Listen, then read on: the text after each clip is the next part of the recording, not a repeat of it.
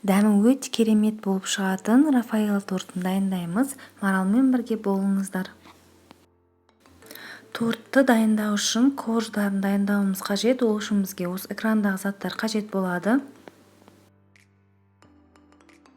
Алдымен құрғақ заттарымызды араластырып аламыз. Ұнымызға қопсытқышымызды салып араластырамыз.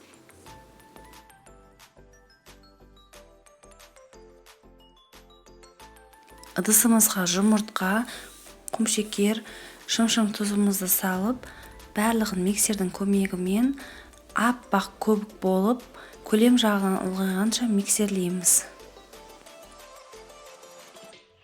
Бізде осы видеодағыдай масса шығады.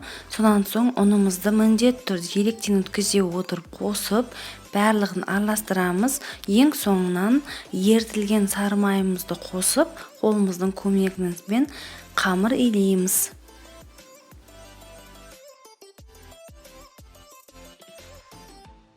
Біздің қамырымыз дайын болды.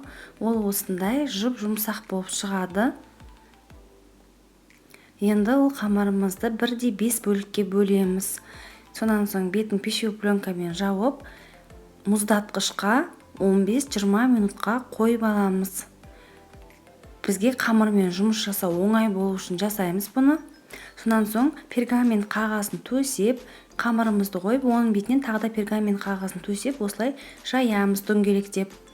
Өзімізге керек формамен кесіп алсақ болады, тарелкамен кессеңіздер болады. Бірақ мен осындай кольцоның көмегімен кестім. Жан-жағындағы артықтан алып тастаймыз. Қызып тұрған духовкада 180 градуста шамамен 10-12 минут пісіріп аламыз. Қуыршақтарымыз дайын болды. Оны жақсылап суытамыз. Суыған соң кремін жасауға кірісеміз.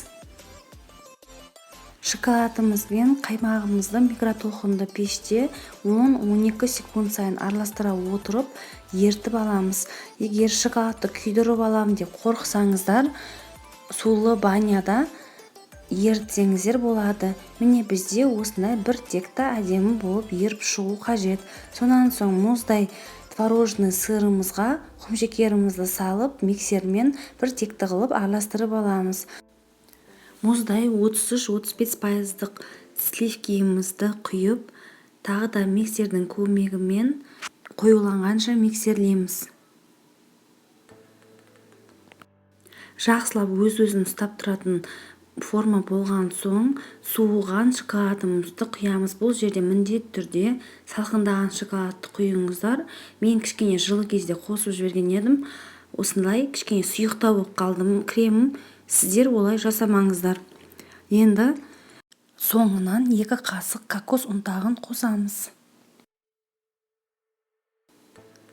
Тортымызды жинауға кірісеміз, қожымызды қоямыз. Осындай кольцо және ацетатный пленка қойсаңыздар таза болады. Кремімізді шамамен 3-4 қасықтан салып, тортымызды жинаймыз. Тортымыздың ең беткі жағына да кремді жақсылап жағамыз, және де пленкамызды шешіп, осылай шет-шетіне де кремден жағуды ұмытпаңыздар. Крем жағып болған соң, кокос ұнтағын тортымыздың бетіне және жан-жағына сеуіп шығамыз, және өз қалауымыз бойынша әдемілеп, әсемдеп сәндейміз.